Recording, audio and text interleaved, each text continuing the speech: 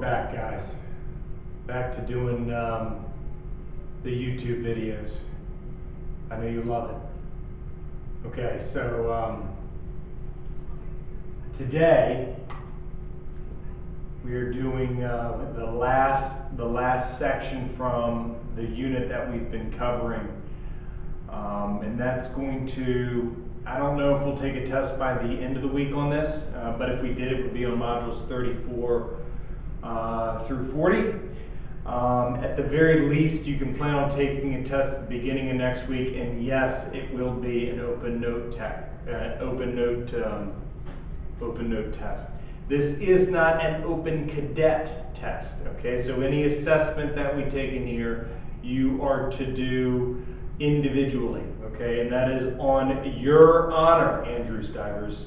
That is on your honor to do that and do it the right way. So I'm counting on you, okay? So we're going to talk about economic growth in macroeconomic models, and really the idea behind here is just the LRAS and how that relates to something we've spoken about before.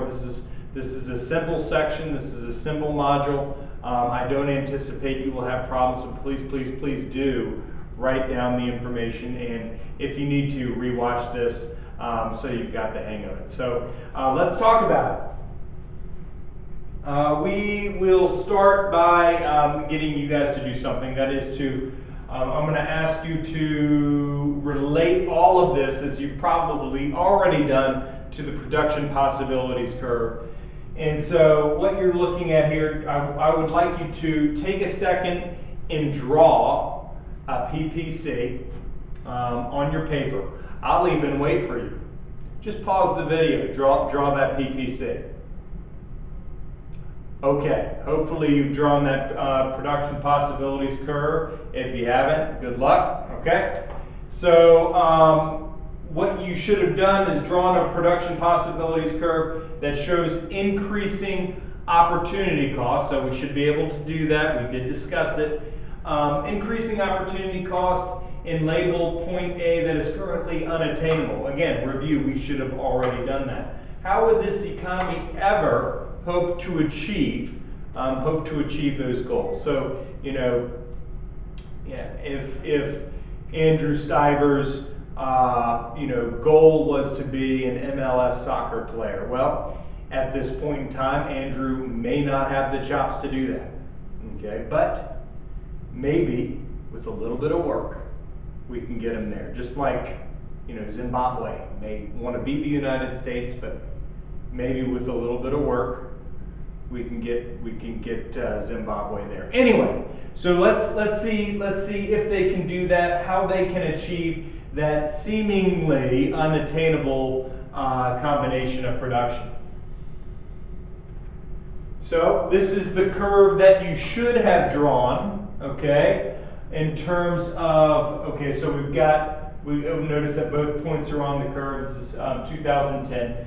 So, and this should look familiar to you. We've got the y-axis labeled, we've got the x-axis labeled down here, and notice the two different types of goods. You've got investment goods and then consumption goods. I would like you to think of them as maybe healthy food and junk food. So if Andrew Stivers ever wants to be that MLS soccer player, right?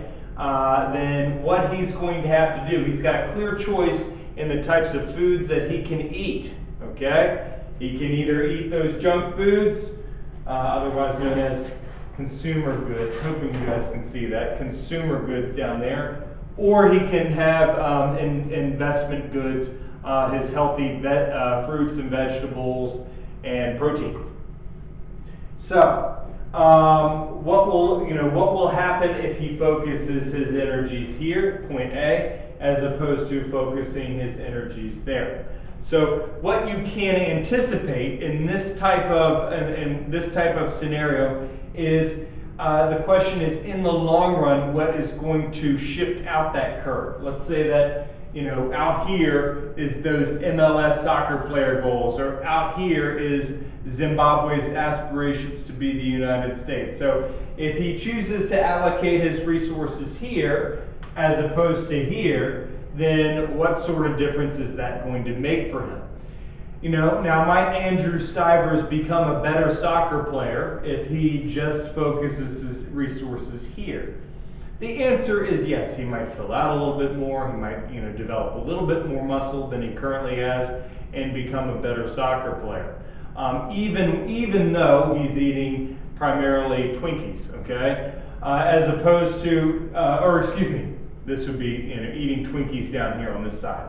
If he were to focus his resources here, with the healthy food, okay, made a mistake earlier, with the healthy food, then what we would see is a bigger shift of that production possibilities curve, and we know that it is shifting to the right over time. Regardless, Andrew's going to get bigger, he's going to get better, but just how much is he going to do that? The same way with Zimbabwe, right? Zimbabwe can hope to get on the level maybe one day of the United States, but they've got to focus their energy into, I don't know, human capital, the development of physical capital, the development of technology, those things in order to make their economy a bit more productive than it currently is.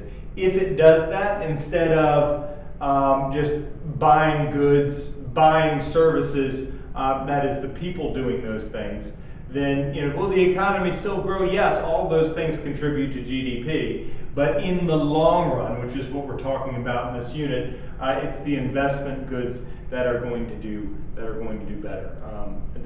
Hopefully that makes sense.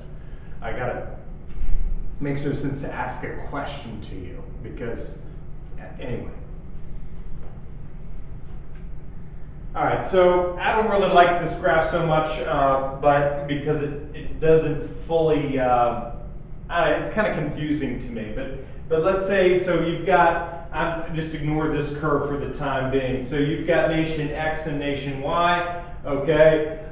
Nation X may be at the beginning is inferior to nation Y because nation X has a PPC that is further inside than nation Y. But nation X has a little bit more self-discipline in that it's investing a little bit more in those investment type goods than the consumption goods. So it sees a bigger increase. Okay, so in the long run, they might even end up being on the same level.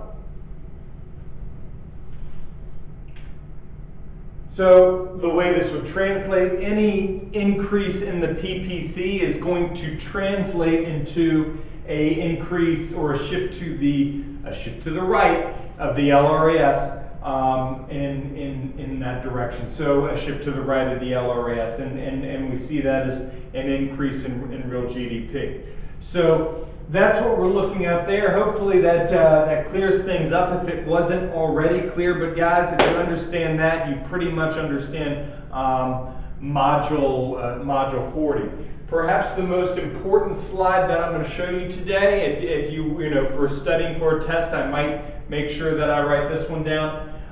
Is that we've got PPC labeled here. And all of this just kind of relates the things that we've been talking about. And then we got our other graph down here, the aggregate economy graph. And so if you see any shift of the AD or the SRAS is almost like a movement along or within the PPC.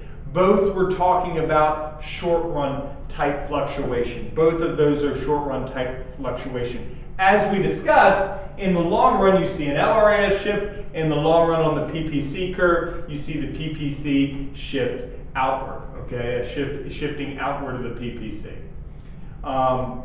Again, hopefully that makes sense. I think we're going to test on this probably later this week, if not Friday, the beginning of next week. But I have no doubt that you guys will do great.